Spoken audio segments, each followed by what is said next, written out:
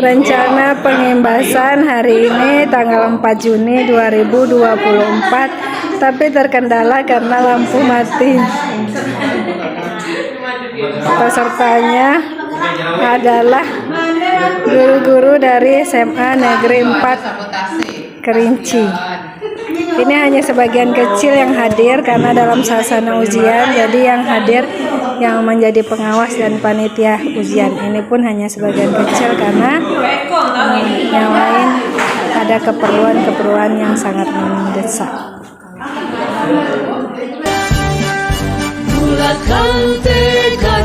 Assalamualaikum warahmatullahi wabarakatuh. Alhamdulillahirrahmanirrahim. Hamdasyakirin, hamdana'imin. Puji syukur kita ucapkan kepada Allah Subhanahu wa taala yang mana berkat rahmat Allah Ta'ala kita telah dapat berkumpul di dalam ruangan ini. Tak lupa pula salawat dan salam kita kirimkan buat junjungan Nabi kita yang Nabi Muhammad SAW. Bapak Ibu yang kami hormati, dalam rangkaian kegiatan kita pada kali ini, yaitunya pengimbasan guru penggerak di tempat sekolah SMA Negeri 4 Kerinci yang dilaksanakan pada hari Kamis tanggal 6 Juni 2024. Pertama, kami mengucapkan ribuan terima kasih kepada Bapak Ibu yang telah hadir di dalam ruangan ini, yang telah menyempatkan diri walaupun banyak aktivitas, akan tetapi mengingat dan menimbang pentingnya acara ini, Bapak Ibu menyempatkan diri hadir bersama kami. Terima kasih, mengucapkan sekali lagi. Dalam rangkaian kegiatan kita pada hari ini, yaitu pengimbasan guru penggerak, calon guru penggerak dalam menuntaskan tugas dalam modul 1.4 dengan tema budaya positif. Dalam hal ini yang akan disampaikan langsung oleh Syukra Amir SPD MPD.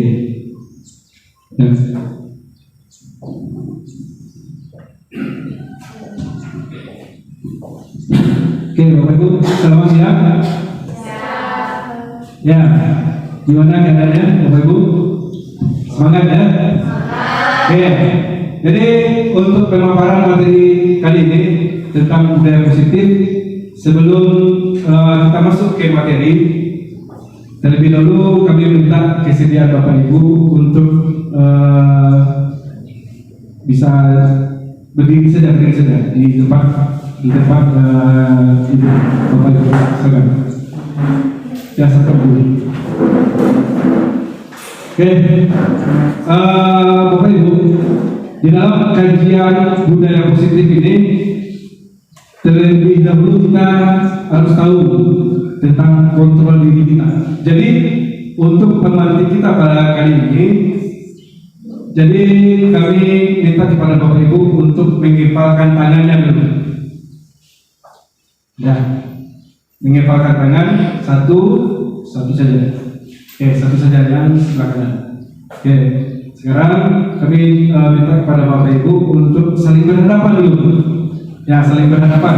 Nah, itu ya. Ya, saling berhadapan. Kemudian Bapak Ibu coba pikirkan, yang di dalam genggaman tangan Bapak Ibu ini adalah sesuatu barang yang sangat-sangat berharga. Ya, yang sangat-sangat berharga. Bayangkan dalam pikiran Bapak Ibu, di dalam genggaman Bapak Ibu ini adalah sesuatu barang yang sangat-sangat berharga dan yang wajib Bapak Ibu simpan dan pertahankan. Oke, sudah? Oke, setelah itu Bapak Ibu, yang Bapak Ibu sebelah kanan saya untuk membuka genggamannya. Yang sebelah kiri saya tetap Bapak Anda buka kanan, Ibu ini buka kanan, silakan buka tangannya. Ya, yang berhadapan ya masih di genggaman. Oke. Jadi instruksi selanjutnya, coba bagaimana Bapak Ibu berusaha untuk membuka genggaman tangan Bapak Ibu yang ada di depan Bapak Ibu. Oke, bagaimana? Ya, silakan buka dan rebut apa yang. Ya, coba, gak apa-apa, coba. Ya, coba buka. Ya, bisa dibuka. Ya, ya, dah, Bapak Ibu ya, dah. Silakan duduk kembali. Terima kasih. Nah, jawabannya di sini akan apa ya Bapak Ibu ya? Kenapa Bapak ada yang Bapak tadi menggenggam tangannya, ya? Kenapa? Di sini posisi siapa yang paling bisa dikatakan sebagai posisi kontrol di sini? Siapa yang bisa mengontrol di sini? Apakah yang menggenggam atau yang mengikat? Yang mengenggam. Yang mengenggam. Yang berarti ada yang terdekat tadi ya? Berarti diletak kontrolnya oleh siapa tadi? Yang mengenggam. Bisa jadi yang berusaha untuk membuka tadi juga untuk mengontrol dirinya. Ya, di sini bisa mungkin persepsi atau jawaban yang bisa kita ambil di sini adalah bahwasanya kontrol yang ada pada diri kita itu adalah kita sendiri yang bisa mengontrolnya. Apakah seperti yang Bapak Ibu genggam tadi? Lepas atau tidak? Dan yang berusaha untuk lepaskan ini bagaimanapun cara pasti bisa ya. Apakah dengan cara disogok atau dirayu atau bagaimana? Ya, bisa jadi. Ya, jadi kontrol itu ada pada diri kita. Oke, untuk memperpendek waktu ya, langsung saja kita masuk ke materinya, yaitu menyebarkan pemahaman dan pengalaman budaya positif. Oke, next book. Oke, jadi konsep inti budaya positif di sini yang pertamanya adalah tentang perubahan paradigma belajar. Oke, sebagaimana kita ketahui Bapak Ibu, siswa-siswa kita di sekolah ini ya tentu dengan jumlah yang ratusan ya, cukup tentu mempunyai banyak banyak tingkah laku, ya banyak sikap mereka. Kenapa? Karena dari satu kepala mungkin mempunyai sikap atau dan tingkah laku yang bermacam-macam pula. Maksud dari perubahan paradigma di sini, ya, itu bagaimana cara kita untuk membujuk siswa ini, ya, membujuk bagaimana supaya siswa ini mau dengan dan sinkron nantinya dengan apa yang kita lakukan. Oke, lanjut dulu. Seperti yang sama-sama kita lihat di depan, yaitu pembelajaran dengan paradigma baru merupakan pembelajaran yang terancam berdasarkan prinsip pembelajaran berdiferensiasi, sehingga para peserta didik belajar sesuai dengan kebutuhannya berdasarkan tahap perkembangan sesuai teori psikologi modern untuk mewujudkan profil pelajar Pancasila. Oke, berdasarkan prinsip pembelajaran berdiferensiasi, prinsip ya di dalam satu lokal kita gambarkan Bapak Ibu ya. Bisa kita anggap dalam satu ruangan itu ada sekitar 30 sampai 35 siswa. Ya, tentu dari 30 siswa itu atau 35 siswa itu tentu mempunyai watak dan karakter yang berbeda-beda. Nah, otomatis cara kita untuk mengajarkan siswa tersebut tentu juga akan berbeda-beda. Walaupun tujuan dari pembelajarannya itu sama, akan tetapi caranya berbeda-beda. Kenapa? Misal siswa A, ya, siswa A ini dia hobinya bisa belajar tuh hanya lewat visual atau dengan cara menonton atau lewat pendengaran audio. Nah, itulah tugas kita nantinya, ya. Tugas kita nantinya bagaimana tujuan pembelajaran kita ini sama, akan tetapi dalam penerapan pembelajarannya dengan metode-metode yang berbeda-beda, itu yang akan kita pakai nantinya di dalam kelas. Untuk apa? Untuk mencapai yang namanya Ya, tujuan akhirnya adalah untuk mewujudkan profil pelajar Pancasila.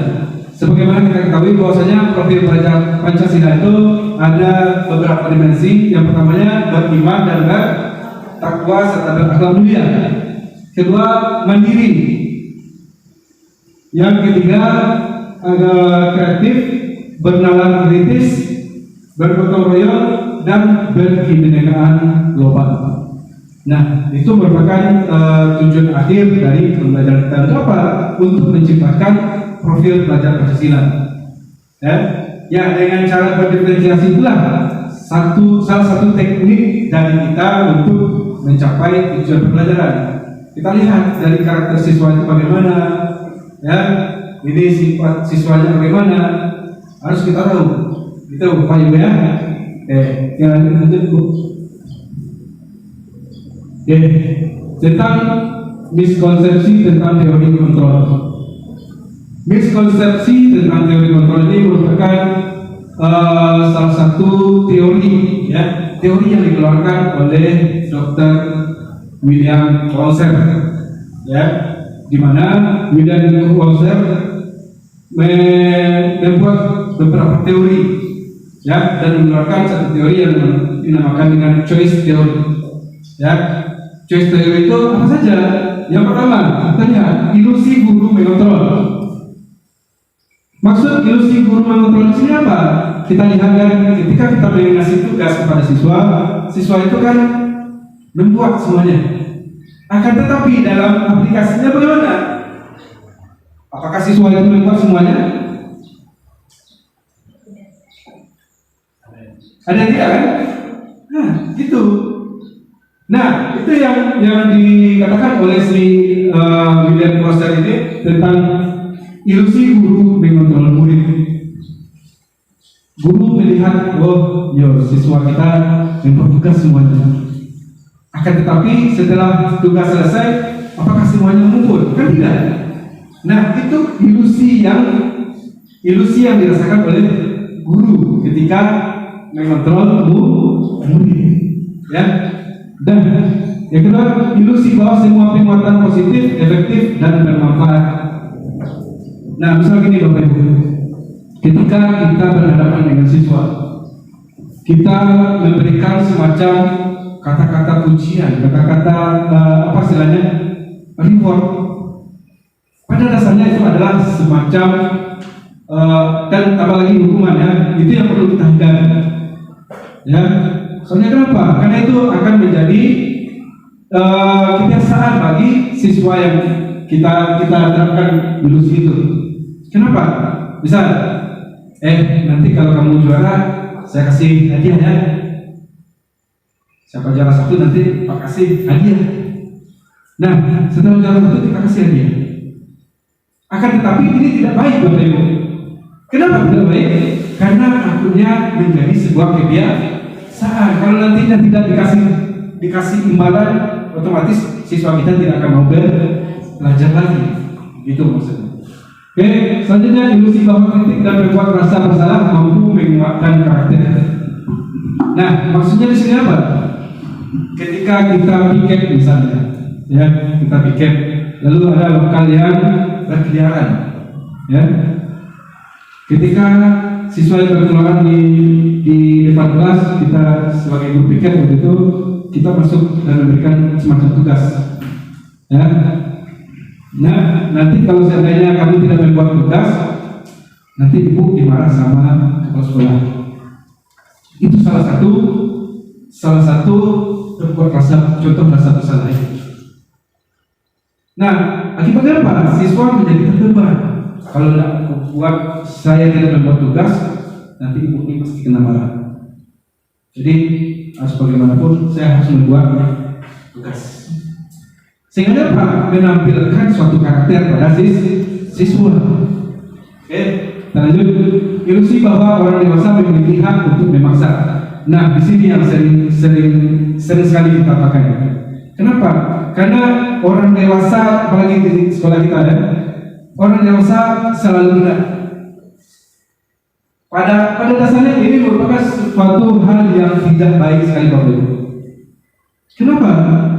Karena bisa jadi baiknya ketika waktu itulah. Yang negatifnya bagaimana?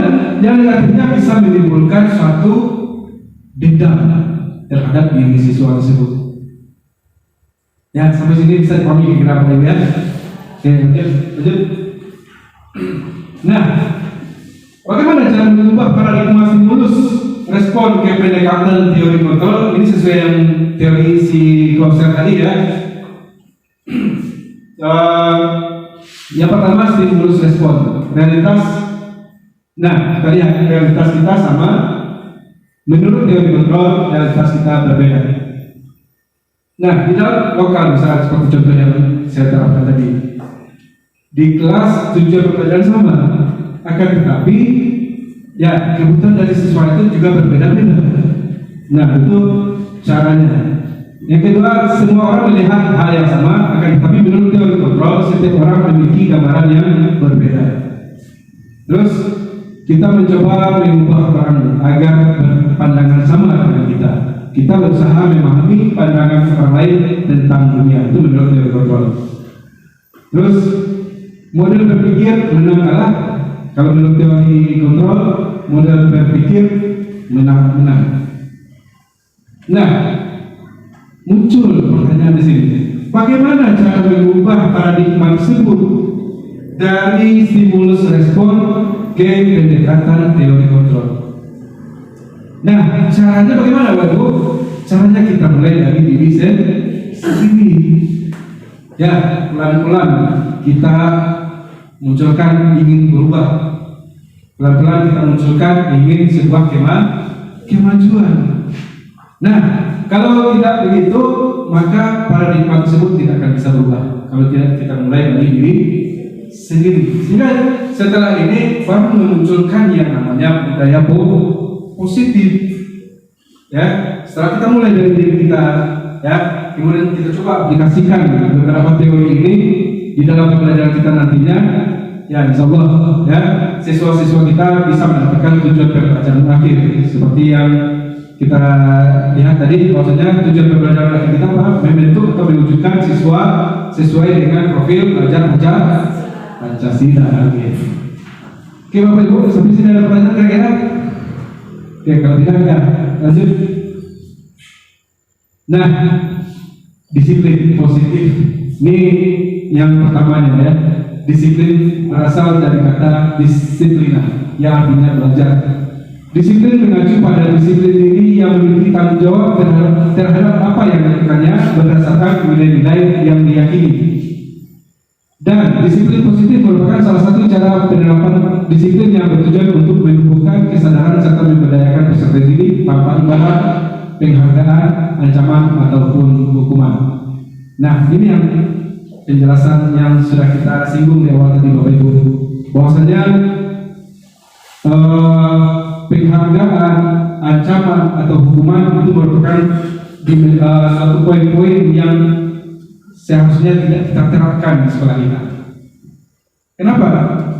Sesuai dengan Bapak pendidikan kita.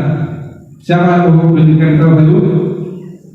Ki Hajar Dewan, ya, sesuai dengan Bapak pendapat Bapak Ki Hajar Dewan Tara. Ya, dia mengatakan ya bahwasanya semua anak ini adalah mempunyai keistimewaan semuanya. Jadi karena itu mari kita lihat siswa kita sebagai siswa yang memiliki keistimewaan. Ya, jangan sampai kita memberikannya semacam apa namanya imbalan, hukuman atau reward. Kenapa? Karena itu tidak bagus. Takutnya nanti apa? Menjadi kecanduan atau istilahnya ketergantungan. Ya, kalau seandainya ini tidak ada, ya maka budaya positif atau disiplin positif di sini tidak akan tercipta. Oke, nah jadi sebenarnya sebagai pendidik tujuan kita adalah menciptakan peserta didik yang memiliki disiplin diri sehingga mereka berperilaku mengacu kepada nilai-nilai kebajikan universal dan memiliki motivasi intrinsik dalam perubahan perilaku ke arah yang lebih baik. Oke, lanjut. Oke. Nah, setelah dari disiplin positif tadi, ya, maka melahirkan yang namanya nilai-nilai kebajikan. Nah, misal di sini di dalam profil pelajar Pancasila ada beriman dan bertakwa kepada Tuhan Yang Maha Esa dan berakhlak mulia, mandiri, bernalar kritis, berkebinekaan global, bergotong royong, kreatif. Di sebelahnya ada yang berdasarkan ini organisasi Bapak Ibu ya, ada IPO Primary Years Program. Itu ada poin-poinnya: toleransi, rasa hormat, integrasi, dan komitmen. Terus keterampilan hidup, dapat dipercaya, lulus hati, pendengar yang aktif, tidak merendahkan orang lain, memberikan yang terbaik dari diri. Inilah yang dilahirkan dari disiplin positif kita tadi. Ya, sehingga apa? Tujuan akhir dari pembelajaran kita ini bisa ke arah mewujudkan peserta didik untuk menjadi apa tadi? Profil sesuai dengan profil pelajar Pancasila. Gitu Bapak Ibu ya. Nah, lanjut Bu. Nah, jadi karena kami di sini berkolaborasi bertiga dalam menyampaikan sebuah materi ini, jadi materi selanjutnya kami minta untuk menyampaikannya pada Ibu Rance Glorika SPD. Kepada Ibu kami silakan.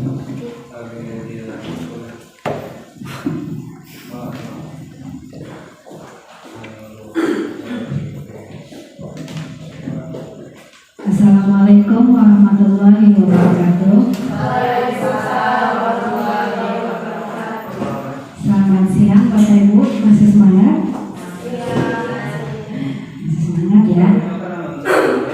Nah, seperti yang disampaikan oleh rekan kita tadi, Pak Suprahanif, karena kita di sini berkolaborasi, jadi ada pembagian materi untuk kita jelaskan. Nah, tanpa basa-basi, karena mengingat waktu, langsung saja kita lanjutkan kepada kebutuhan dasar manusia. Kebutuhan dasar manusia adalah segala sesuatu yang kita lakukan untuk mendapatkan apa yang kita inginkan. Seluruh tindakan yang kita lakukan memiliki tujuan tertentu, dan semua usaha terbaik yang kita lakukan adalah dalam rangka agar kebutuhan dasar terpenuhi dengan baik. Nah, di sini kita berbicara tentang kebutuhan dasar manusia. Nah, next. Jadi, ada 5 kebutuhan dasar manusia. Nah, kita sebagai manusia itu mempunyai 5 kebutuhan dasar. Yang pertama adalah kebutuhan untuk bertahan hidup. Nah, ini meliputi makanan, pakaian, tempat tinggal, keamanan, dan kesehatan. Nah, kalau kita alihkan kepada peserta didik kita, maka kebutuhan yang pertama ini bisa mereka dapatkan dari keluarga mereka, dari orang tua mereka. Nah, yang kedua, ada kebutuhan kasih sayang dan rasa diterima. Ini meliputi rasa diterima, dipedulikan, berbagi, kerjasama, menjadi bagian dalam kelompok.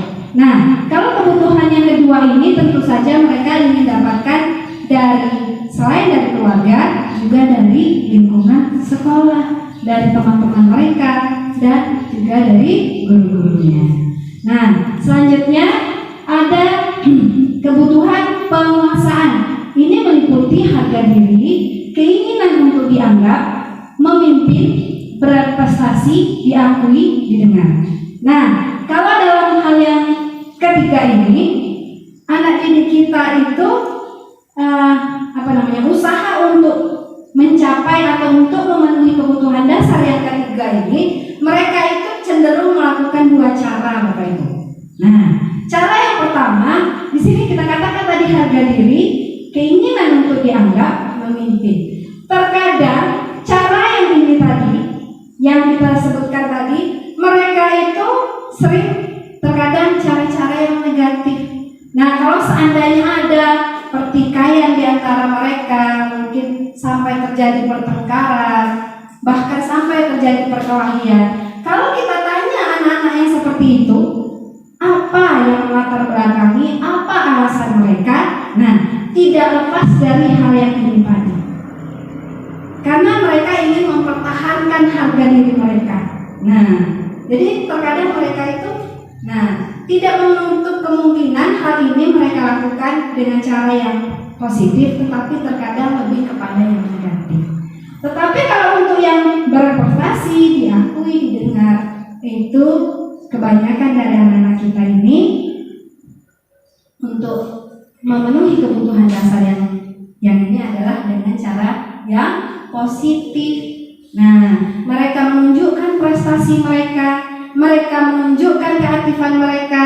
Nah, mereka menunjukkan bahwa mereka itu punya kemampuan dan layak untuk diakui. Nah, contohnya di lokal mungkin ada anak kita yang menjadi juara kelas, yang tidak menjadi juara kelas, yang kemampuannya di sana mungkin ya bukan berkurang sih, bukan kurang, tetapi mereka anak-anak kita ini kan punya kelebihan masing-masing. Ada yang mereka itu kelebihannya di akademik, maka mereka akan tonjolkan di sana. Ada juga yang mereka di organisasi dan lain sebagainya. Nah, jadi mereka itu memenuhi kebutuhan dasarnya dengan cara yang seperti itu. Kita lanjutkan. Nah, belum Pak. Kebutuhan dasar yang selanjutnya yaitu kebebasan. Di sini meliputi mandiri, memiliki pilihan, mencoba hal baru, mampu mengendalikan arah dirinya. Ini adalah salah satu tugas kita sebagai seorang guru, Bapak Ibu. Nah, jadi kita harus memberikan kebebasan kepada anak didik kita. Nah, tetapi kebebasan ini harus tetap kita kontrol. Kita harus bisa memberikan kebebasan kepada mereka, agar mereka itu bisa mandiri, agar mereka itu bisa memiliki pilihan mereka sendiri. Nah, agar mereka itu berani mencoba hal baru, tapi terus tetap kita kontrol agar mereka mampu mengendalikan arah diri mereka. Nah, seperti itu Bapak Ibu ya. Selanjutnya adalah kesenangan. Nah, kesenangan ini meliputi bermain, humor, antusiasme, dan tertawa. Makanya Bapak Ibu, kalau kita lihat, kita perhatikan di kurikulum Merdeka sekarang, jadi kita tuh tidak heran kalau di kurikulum Merdeka itu di sana kita itu dituntut mengajarkan anak-anak itu mereka tidak boleh tertekan. Makanya kita harus selingi dengan ice breaking. Nah, jadi mereka itu di dalam belajar itu tidak boleh bosan. Apa tujuannya? Kalau mereka bosan, jadi mereka itu benci pada pelajaran itu. Mereka tidak suka. Nah, makanya kita itu banyak menemukan terkadang kita masuk lokal, kita belajar nanti banyak yang permisi Bu, permisi Pak, nanti mereka tidak keluar. Nah, makanya kita selingi dengan ice breaking itu tadi. Jadi mereka itu tetap bersemangat. Kita bisa menjaga semangat mereka. Mereka belajar, mereka tidak merasa tertekan, bahkan mereka merasa bahagia. Kita lanjut ya. Nah, kita lanjutkan. Tadi sudah disinggung sedikit oleh rekan kita, Pak Sukra. Tadi ada yang dikatakan ada hukuman, ada reward. Nah, ini merupakan motivasi perilaku manusia. Jadi motivasi perilaku manusia itu ada dua Bapak Ibu. Yang pertama itu berasal dari luar atau bisa kita katakan motivasi intrinsik atau motivasi eksternal. Nah, motivasi eksternal ini, sudah dijelaskan tadi, itu untuk menghindari ketidaknyamanan atau hukuman. Seperti yang dijelaskan tadi, diberikan diberikan tugas ya, anak kita diberikan tugas, kita memberikan tugas kepada peserta didik kita, tapi kita selingi dengan kata-kata yang mengandung hukuman. Nah, kita beri contohnya seperti ini. Nah, ini tugas yang harus kamu kerjakan. Kamu harus menyelesaikan 2 jam pelajaran ini. Kalau tidak, kamu tidak boleh istirahat. Dari jam istirahat kamu harus di lokal sampai kamu menyelesaikan tugas ini. Anak-anak akan menyelesaikan Bapak Ibu. Ada kemungkinan dia menyelesaikan ya, tetapi mereka menyelesaikan karena terpaksa. Motivasinya dari luar. Jadi pada saat kita tidak memberikan hukuman seperti itu, mereka menganggap ini adalah hal yang sepele. Nah, jadi mereka tidak sungguh-sungguh. Selanjutnya motivasi yang kedua yang berasal juga dari luar, yang seperti yang disebutkan tadi, untuk mendapatkan imbalan atau penghargaan dari orang lain. Itu juga sudah disinggung tadi sebelumnya. Nah, seperti contoh tadi, kalau kamu mengerjakan tugas ini, Dalam 2 jam pelajaran yang kamu selesaikan tugas ini, maka ibu akan memberikan nilai rapor kamu 90. Nah, itu kan imbalan kan Bapak Ibu, reward kan itu.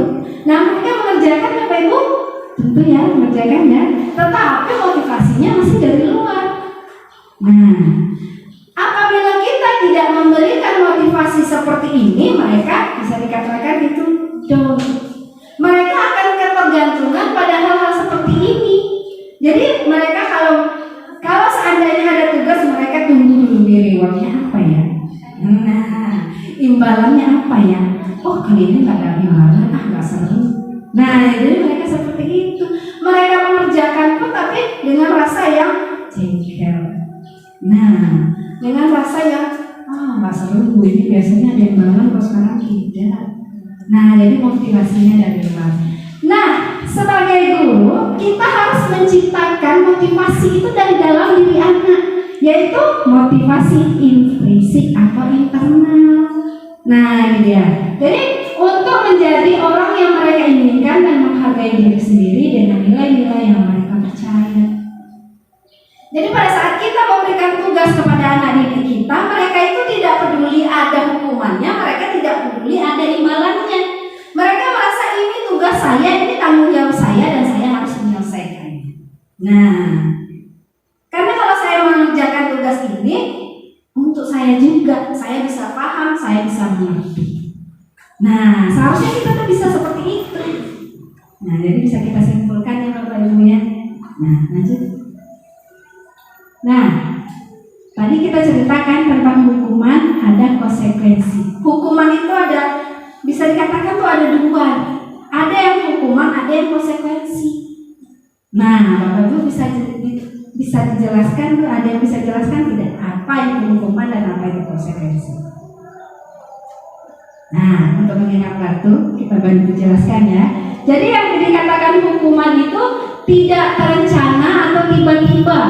Murid tidak tahu apa yang akan terjadi atau tidak dilibatkan, bersifat satu arah, berupa hukuman fisik ataupun psikis. Nah, seperti itu. Jadi kalau yang dikatakan hukuman ini, anak-anak didik kita itu tidak tahu apa yang akan mereka temukan nanti. Nah, seperti itu. Kita ambil contoh nih. Kalau di sekolah kita itu kan ada guru piket tuh. Nah, pagi-pagi guru piket itu akan berdiri di pagarnya di depannya. Nah, tahu-taunya tiba-tiba guru piket ini melihat anak yang lewat, tahu-tahu mereka tidak memakai atribut sesuai dengan peraturan sekolah. Nah, reflekslah guru piket ini manggil, "Nak, sini dong." Nah, apa? Kok kamu nggak pakai atribut sesuai dengan atribut sekolah? Sekarang kamu harus jemput pulang. "Pak, rumah saya jauh ini itu." Pasti banyak alasan kan. Kalau kamu tidak mau jemput pulang, silahkan kamu bersihkan halaman ini baru kamu boleh masuk. Jadi mereka tidak tahu sebelumnya kalau hal itu akan terjadi. Mereka membersihkan halaman baru boleh mereka masuk. Itu hukumnya Bapak Ibu. Yang kedua adalah konsekuensi. Terencana atau disepakati sesuai peraturan, murid tetap dibuat tidak nyaman. Sikap guru selalu memonitor murid. Nah, kalau konsekuensi ini sudah diatur sebelumnya, sudah ditetapkan sebelumnya. Nah, itu kalau di lokal-lokal ya. Kalau di lokal-lokal itu ada bentuk peraturan kelas. Nah, seperti itu ya. Mungkin ada yang berupa peraturan kelas. Nah, kita ambil contoh nih. Anak-anak yang terlambat. Nah, maka jam pertama tetap alfa walaupun masuk lokal. Tetap boleh mengikuti pelajaran, tetapi di absennya jam pertama dialfakan. Itu sudah ada awal. Dari awalnya sudah awal belajar itu sudah dikatakan. Nah, jadi anak-anak itu tahu, wah, lihat jamku saya sudah terlambat. Berarti jam pertama saya alfa, walaupun saya masuk, tapi harus tetap masuk. Ini contoh Bapak Ibu. Tapi di sekolah kita tidak ada yang seperti itu. Ini contoh, ini sekedar contoh. Jadi mereka itu diberitahukan terlebih dahulu. Itu yang dikatakan konsekuensinya. Kalau saya terlambat, maka jam pertama saya akan alfa. Mereka mengetahui. Mereka tetap tidak tetapi mereka mengetahui hal itu. Nah, kita lanjutkan. Ada hukuman, ada konsekuensi, dan yang ketiga ini restitusi. Pernah dengar Bapak Ibu? Tidak ya, masih asing. Nah, restitusi inilah yang harus kita terapkan di dalam pembelajaran kita. Nah, sebagai seorang guru, restitusi inilah, kalau kita katakan inilah bentuk paling tinggi, sifat yang harus kita kejar. Nah, proses menciptakan kondisi murid-murid untuk memperbaiki kesalahan. Yang kedua, proses kolaboratif yang mengajarkan murid untuk mencari solusi sendiri.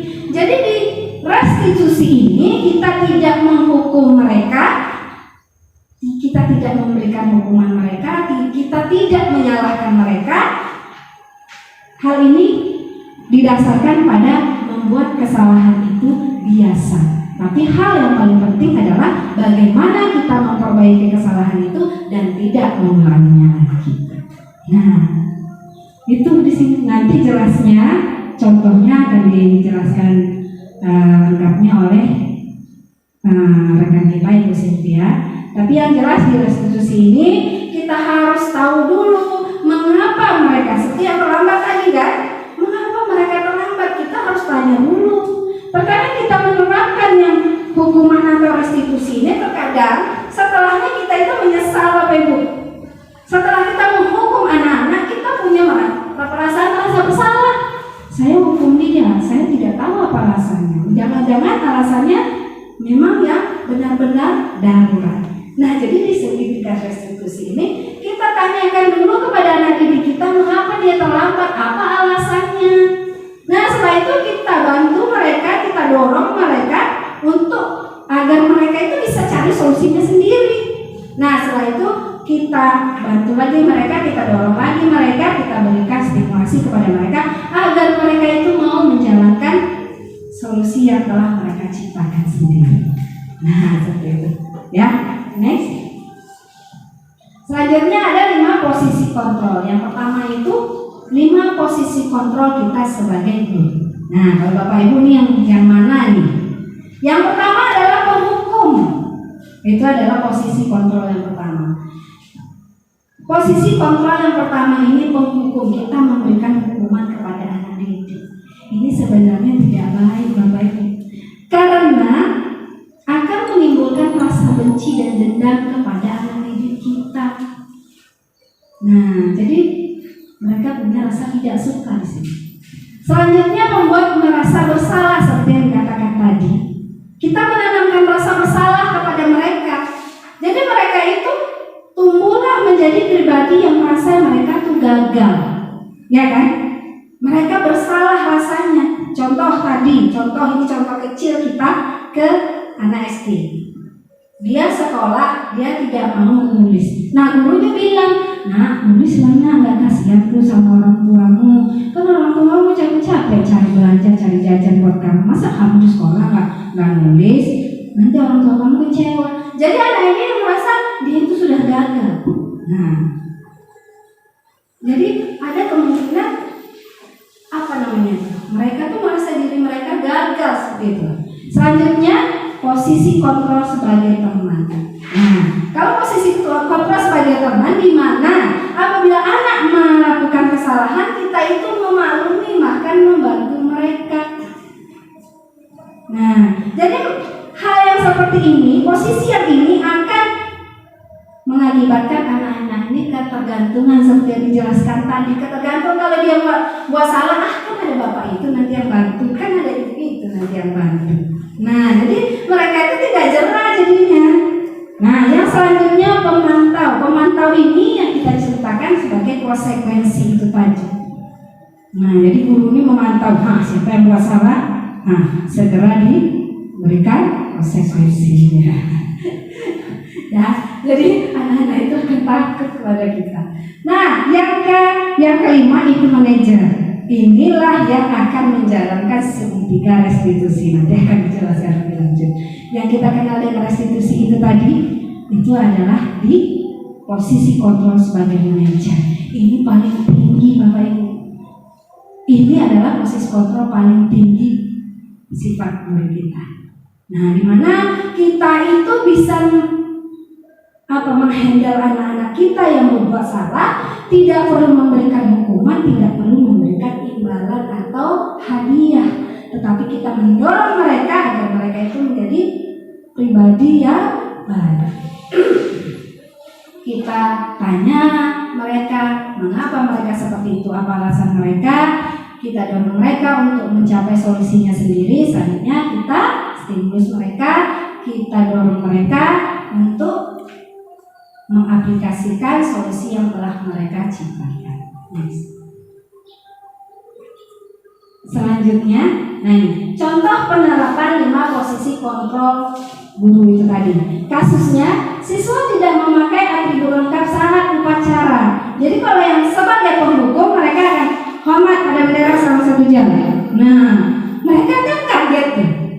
Hormat pada bendera, tidak, sebelumnya itu tidak dikatakan apa-apa. Kamu tidak memakai atribut, sekarang hormat ke bendera selama 1 jam. Itu adalah hukuman. Kalau yang pembuat merasa bersalah, berapa kali Bapak Ibu harus memberitahu kamu selalu saja mengecewakan Bapak Ibu. Jadi mereka itu kan merasa bersalah sudah membuat orang lain kecewa. Nah, next. Yang selanjutnya, ayo dong. Nah, itu sebagai teman, ayo dong ikuti aturan sekolah. Tolong Bapak Ibu ya, sekali ini ya sudah tidak apa-apa. Lain kali jangan sampai berbuat seperti ini lagi. Jadi kita itu memaklumi mereka, kita bantu mereka. Jadi saat mereka melakukan kesalahan, nggak apa-apa kan ada ibu itu nanti yang bantu. Jadi mereka seperti itu. Selanjutnya, pemantau. Kamu sudah melanggar peraturan sekolah, kamu tahu konsekuensinya. Setelah upacara kamu beli atribut dan jangan diulangi lagi. Nah, next, lanjut. Nah, ini manajer. Kalau dalam manajer, ini dia tadi. Apakah kamu tahu kesalahanmu? Jadi kita tanya dulu. Apa kamu tahu kesalahanmu? Kira-kira bagaimana kamu memperbaiki kesalahanmu? Jadi dia buat solusi sendiri. Apa kamu tahu alasanmu? Kamu tahu kesalahanmu? Nah, mereka berpikir, ya Bu, karena saya tidak memakai atribut lengkap. Apa alasannya? Mengapa kamu tidak pakai atribut lengkap?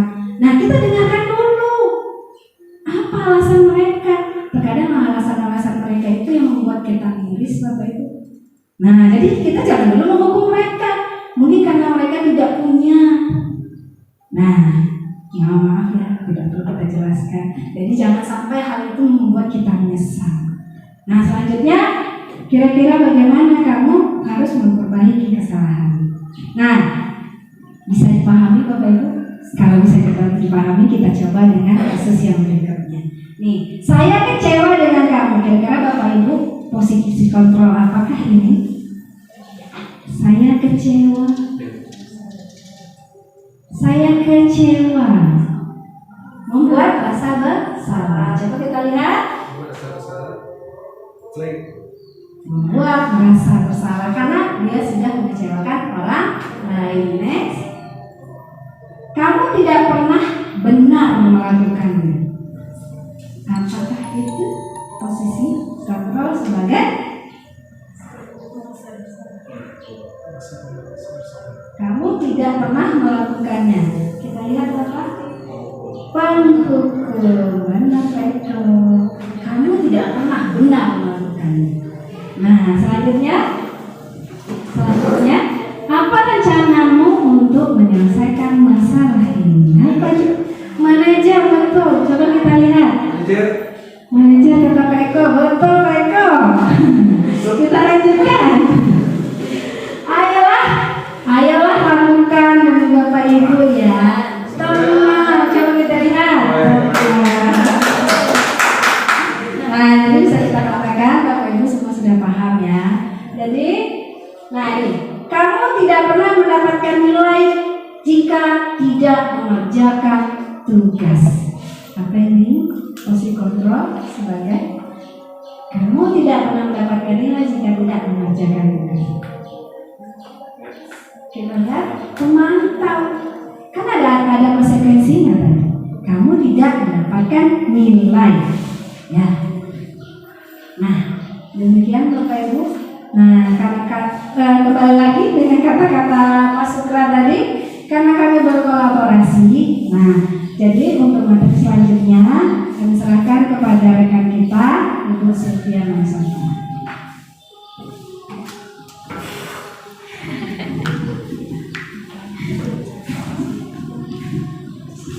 Baiklah, bismillahirrahmanirrahim. Terima kasih banyak kepada rekan kami Bu Ance telah memberikan kesempatan. Di sini saya akan menyampaikan materi masih di disiplin positif, tapi temanya keyakinan kelas. Nah, apa itu atau mengapa keyakinan kelas? Mengapa bukan peraturan kelas? Kira-kira mengapa? Ada Bapak Ibu yang tahu? Mau sebelumnya karena sudah terbiasa pegang mic, jadi agak grogi. Nah, lanjut next. Mari kita perhatikan pertanyaan berikut ini. Mengapa kita memiliki peraturan tentang protokol kesehatan, yaitu menggunakan masker dan cuci tangan setiap saat? Ini kita lakukan apalagi di saat COVID-19. Kira-kira mengapa? Mari kita lihat. Nah, mungkin jawaban kita adalah untuk kesehatan atau untuk menjaga keselamatan. Nah, nilai-nilai keselamatan inilah yang disebut dengan suatu keyakinan, yaitu nilai-nilai kebajikan atau prinsip-prinsip yang universal. Artinya apa? Yang disepakati bersama secara universal. Artinya lepas dari latar belakang, suku, negara, kemudian budaya maupun agama. Jadi berlaku di mana saja. Nah, itulah yang dimaksud dengan keyakinan. Next, berikutnya. Berikutnya ada pengertian dari keyakinan kelas. Nah, apa itu keyakinan kelas? Ada yang tahu? Bapak Ibu ada yang tahu apa itu keyakinan kelas? Sudah ada yang pernah buat? Pak Eko sebagai wali kelas sudah pernah? Nah, karena kita sebelumnya membuat namanya peraturan kelas. Nah, sementara di Kurmer kita membuat yang namanya keyakinan kelas. Nah, kemudian seorang lebih semangat menjalankan keyakinan daripada hanya sekedar mengikuti peraturan. Nah, keyakinan kelas itu sendiri merupakan nilai-nilai yang kebajikan yang disepakati bersama. Untuk membuat keyakinan kelas, kita berkolaborasi bersama siswa. Sedangkan peraturan kelas adalah wali kelas yang menentukan. Siswa itu harus menaatinya. Nah, ada konsekuensinya seperti kami di 11 IPA 3, bagi yang terlambat alfa lari kami denda dengan buku tulis. Nah, karena itu kita belum memahami apa itu keyakinan kelas, jadi mereka melakukannya karena motivasi dari luar. Nah, mudah-mudahan berikutnya kita bisa menanamkan disiplin positif pada diri siswa kita semuanya. Nah, berikutnya lagi tadi ada perbedaan peraturan dan keyakinan kelas. Apa itu perbedaannya? Mari kita lihat. Yang pertama, peraturan. Kita lihat dari kalimatnya saja dulu. Dilarang mencoret-coret meja dan bangku. Itu peraturan. Kemudian keyakinan, kalau kita lihat, menjaga kebersihan meja dan bangku. Nampak perbedaannya? Nampak. Dari kalimat yang namanya peraturan, kalimatnya agak negatif. Ada tulisannya dilarang atau jangan dan tidak boleh. Sedangkan di keyakinan itu lebih ke kalimat yang positif. Nah, contoh kedua, dilarang berkelahi. Nah, untuk keyakinan kelas kita buat saling menghormati antar teman. Nah, bisa dipahami kira-kira perbedaannya? Nah, next. Nah, untuk menentukan keyakinan kelas yang harus bersifat abstrak.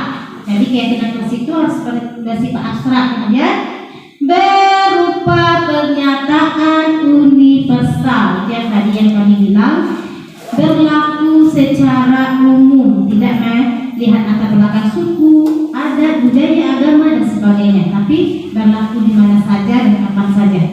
Kemudian selanjutnya dibuat dalam pernyataan positif. Berarti kalimat yang kita gunakan adalah kalimat positif.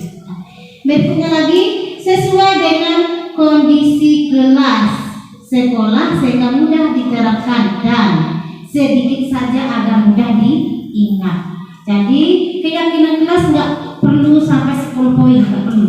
6, 5, atau 7 sudah cukup. Yang penting bisa dilaksanakan oleh semua anggota kelas kita.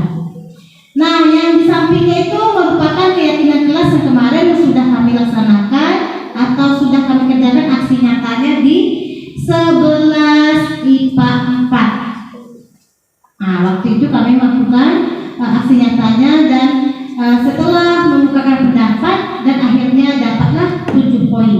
7 poinnya. Berikutnya lagi next.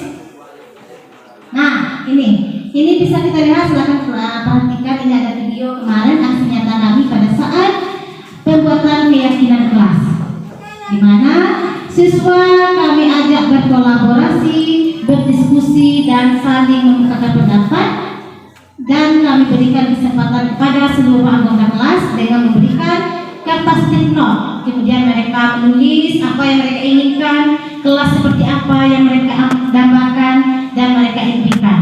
Kemudian mereka menuliskannya dan ditempelkan di depan. Setelah terkumpul 30, kita seleksi. Nah, jika ada yang sama berarti kita ambil menjadi 1. Jadi nggak usah banyak karena tadi poinnya mudah diingat, mudah dilaksanakan dan mudah diingat. Itu yang kami lakukan kemarin. Nah, akhirnya tadi contohnya sudah terdapat tadi menjadi poster dan bisa ditempel di kelas. Tadi contohnya terdapat dan jadi 7 poin. Nah, biar mudah diingat oleh anak-anak kita. Nah, dengan keyakinan kelas ini diharapkan timbulnya motivasi intrinsik dari dalam diri siswa. Karena mereka yang meyakini hal tersebut, maka mereka akan melakukannya dengan sungguh-sungguh, bukan karena takut peraturan. Makanya ditulis dengan keyakinan kelas. Dan nantinya diharapkan wujud dari budaya positif muncul dari dalam hati mereka sendiri, bukan karena hukuman, bukan karena konsekuensi, reward, hadiah dan sebagainya, atau karena takut dengan guru tersebut. Jadi kalau sudah kita berkeyakinan kelas, berarti kita bisa melakukan dan sepakati. Next dulu Pak. Nah, ini dampak yang diharapkan. Dampak yang diharapkan dari keyakinan kelas yang telah dirancang dan diterapkan di sekolah adalah terwujudnya budaya positif di lingkungan sekolah dan tentunya di lingkungan kelas. Kenapa demikian? Karena untuk kelas yang kondusif, nyaman dan nyaman, aman dan nyaman, tentu siswa belajarnya juga nyaman. Karena kelas merupakan rumah kedua mereka setelah di rumah. Nah, tentu kita harus menjaga suasana kelas biar semua bisa berjalan seperti yang kita impikan.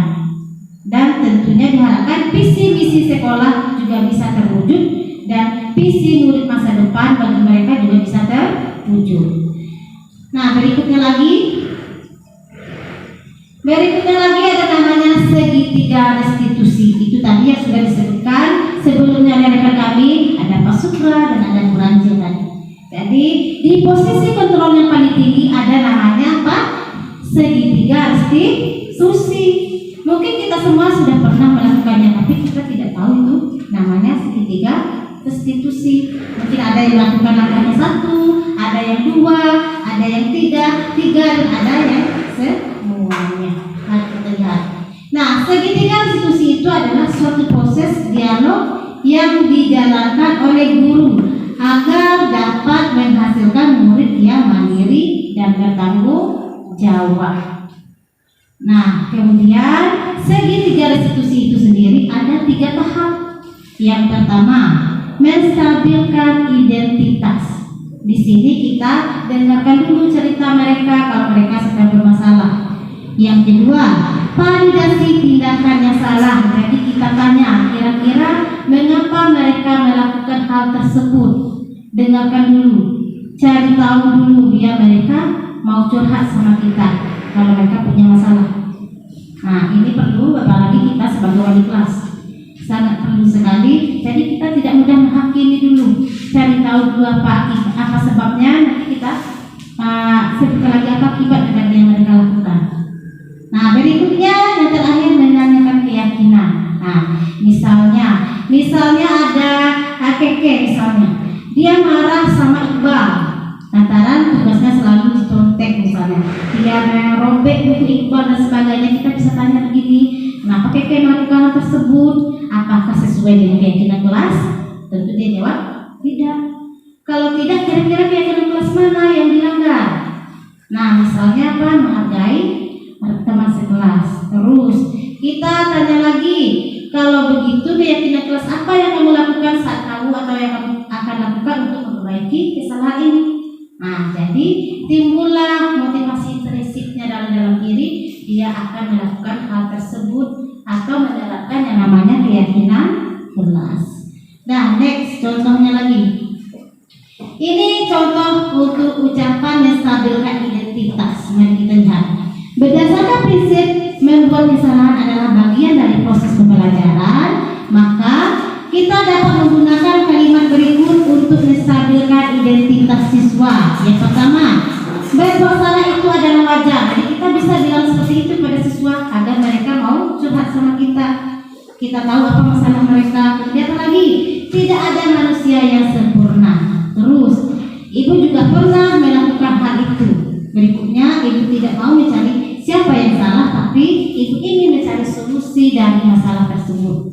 Nah, kalau kita bicara seperti itu, kira-kira anak mau curhat tidak mau sama kita? Tentu mau. Tapi kalau kita sudah mau duluan, maka mereka ragu untuk menjelaskan apa yang terjadi sebenarnya. Nah, kemudian yang terakhir, kami berhak merasa begitu. Misalnya dia mempertahankan sesuatu harga dirinya, berarti kamu berhak melakukan seperti itu.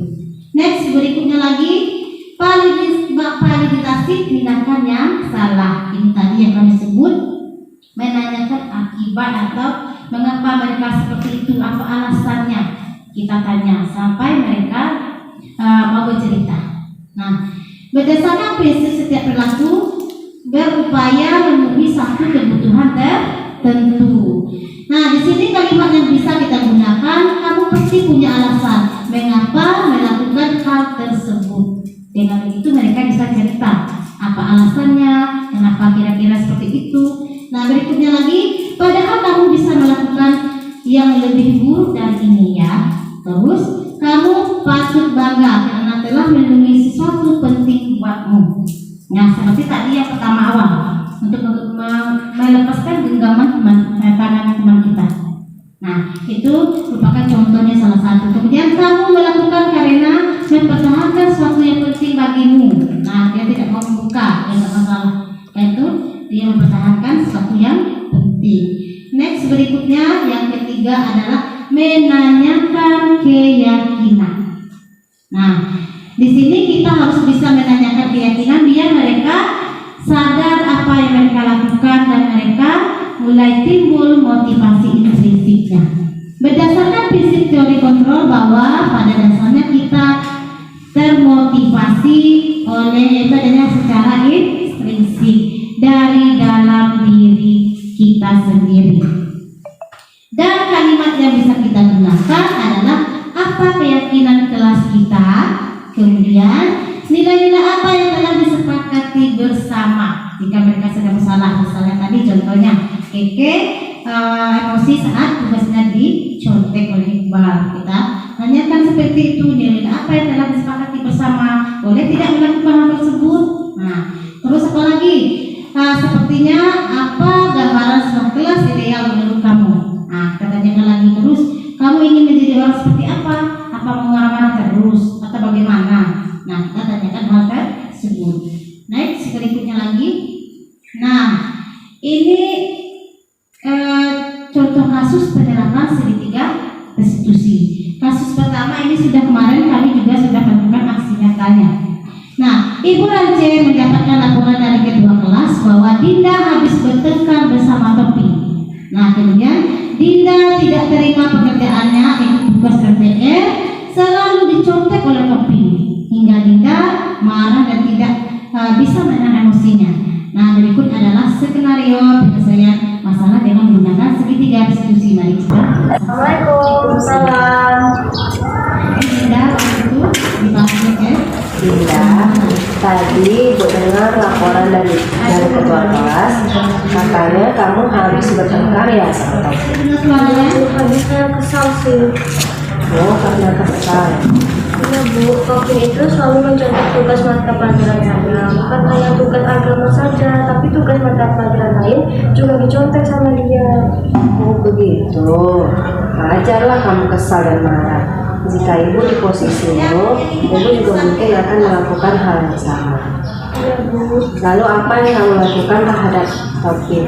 saya marah Bu, saya marah dia dan tanpa saya sadari saya sudah merobek pikiran. Oh begitu.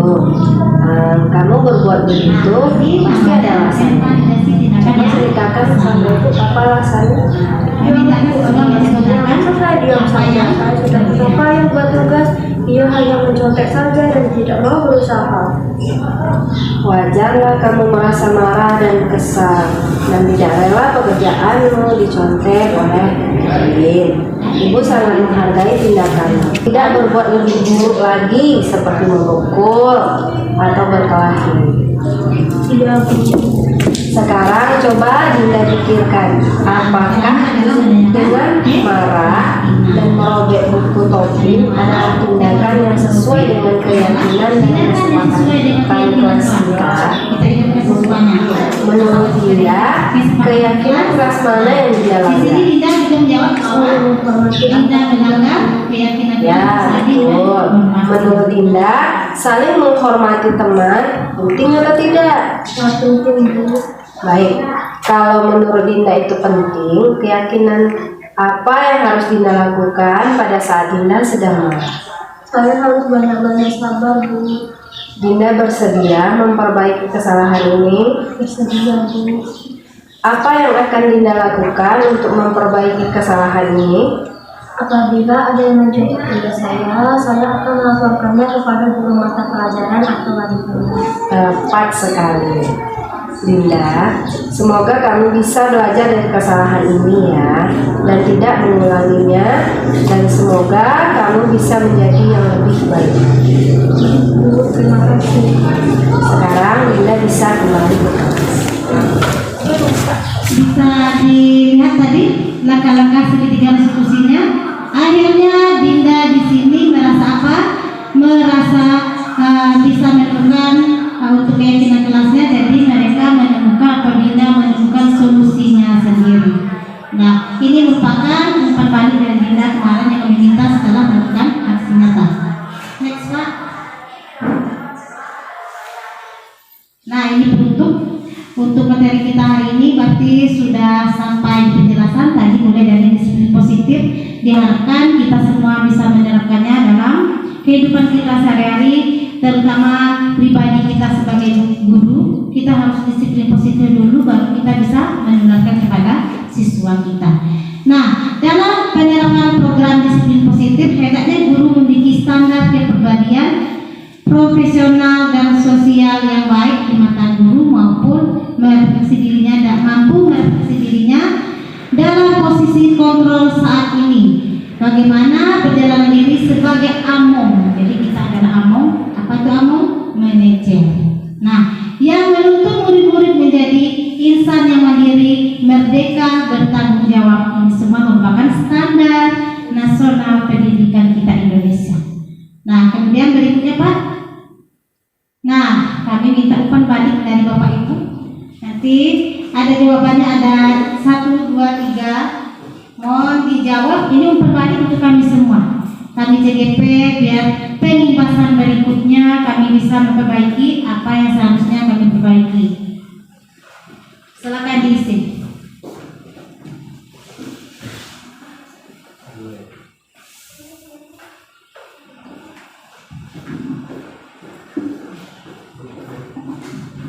Nah, nanti setelah diisi dikumpulkan, itu sangat kami butuhkan untuk masukan bagi kami. Terima kasih banyak kepada kehadiran Bapak Ibu semuanya. Untuk dari saya cukupkan sekian. Semoga bagian dari untuk kekasih cukup sekian. Terima kasih. Kami kembalikan kepada Anda.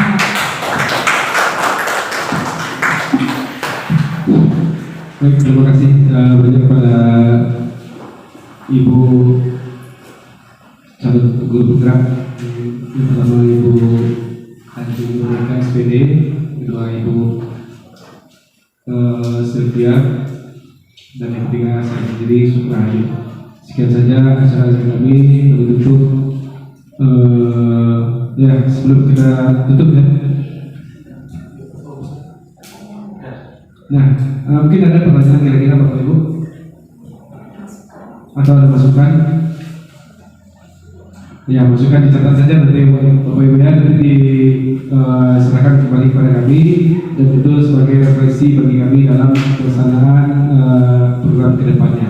Mudah-mudahan dari apa yang kami sampaikan pada kali ini dan bisa kita terapkan di sekolah yang tercinta ini.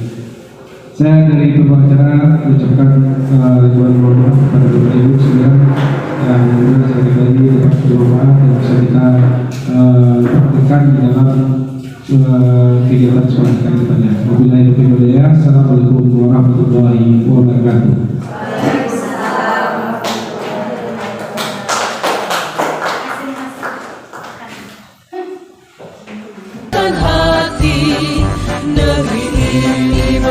Assalamualaikum warahmatullahi wabarakatuh.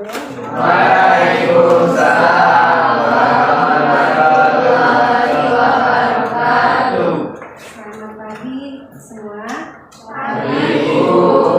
Kita belajar. Ada baiknya kita membuat suatu keyakinan kelas. Nah, jadi keyakinan kelas ini adalah, ada yang tahu apa itu keyakinan kelas?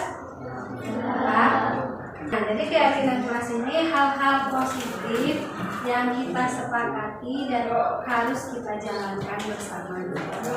Beda ya keyakinan kelas dengan peraturan kelas. Kalau peraturan kelas itu sudah ditetapkan di awal oleh ibu. Nah, kalau keyakinan kelas itu kita tetapkan berdasarkan kesepakatan atau diskusi dan kolaborasi antara guru dan siswa. Selanjutnya nanti Ibu bagikan kelasnya. Silakan kalian buat keyakinan kelas. Jadi keyakinan kelas ini adalah suatu kalimat yang positif. Nanti pada masa kita belajar kalian inginnya itu seperti apa? Jadi kalimat-kalimat positif itu nanti kalian tuliskan. Nah, nanti kita seleksi berdasarkan pendapat-pendapat kalian. Nanti kita ambil mana yang positif. Nah, itu yang kita jadikan keyakinan kelas. Di dalam pembelajaran kita kalian inginnya tidak terlambat, jangan terlambat. Jadi kalimat positifnya adalah datang tepat waktu. Jadi kita inginnya lokal kita itu bersih. Jadi buanglah sampah di tempatnya. Nah, pokoknya seperti itu ya. Jadi kalimat-kalimat positif itu saja nanti yang kita tuliskan. Nah, seterusnya apalagi yang kalian inginkan. Seperti contoh mungkin datang tepat waktu, buang sampah di tempatnya, saling menghormati, saling menghargai dan sebagainya. Nah, bisa kita lanjutkan.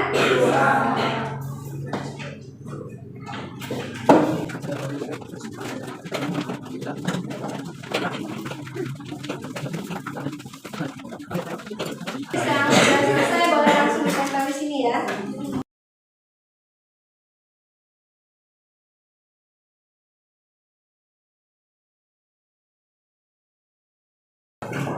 Oke, kita bacakan, kita dari sini.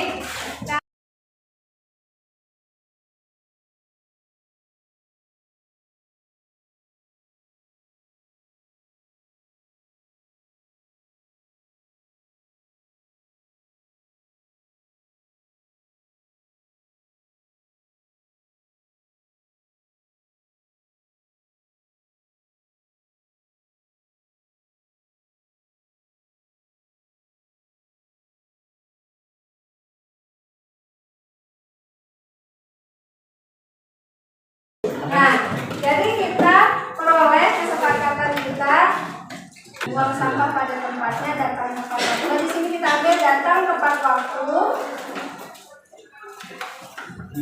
jaga kebersihan, menjaga tata krama, selanjutnya semangat belajar dan jujur pada saat ujian. Jadi itulah bentuk keyakinan kelas yang sudah kita sepakati bersama.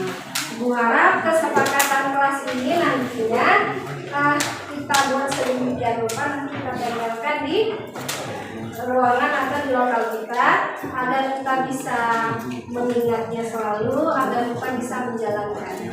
Ya, kita setuju ini sebagai keyakinan kelas kita? Setuju. Baik, berikutnya silakan maju ke depan untuk mengisi absensi kehadiran kita hari ini.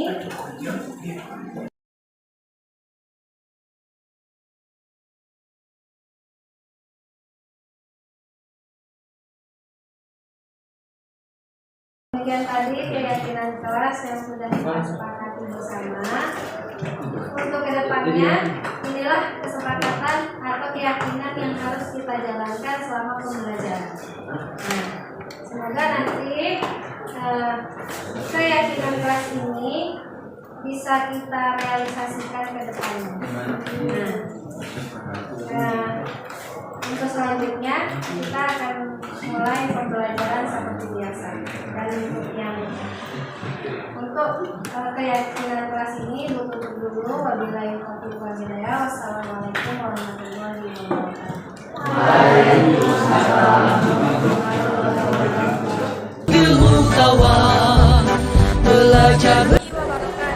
Perkenalkan, nama saya Rizila Sri. Saya dari kelas 11 IPA 4. Saya mewakili teman-teman dari kelas 11 IPA 4. Kami merasa sangat senang karena telah ikut berdiskusi untuk membuat keyakinan kelas. Dan semoga kami bisa mengikuti keyakinan kelas ini dengan baik karena keyakinan kelas ini telah kami sepakati bersama. Dan kami mengucapkan terima kasih kepada ibu guru yang telah mengajak kami untuk membuat keyakinan kelas ini. Mungkin hanya itu. Wassalamualaikum warahmatullahi wabarakatuh.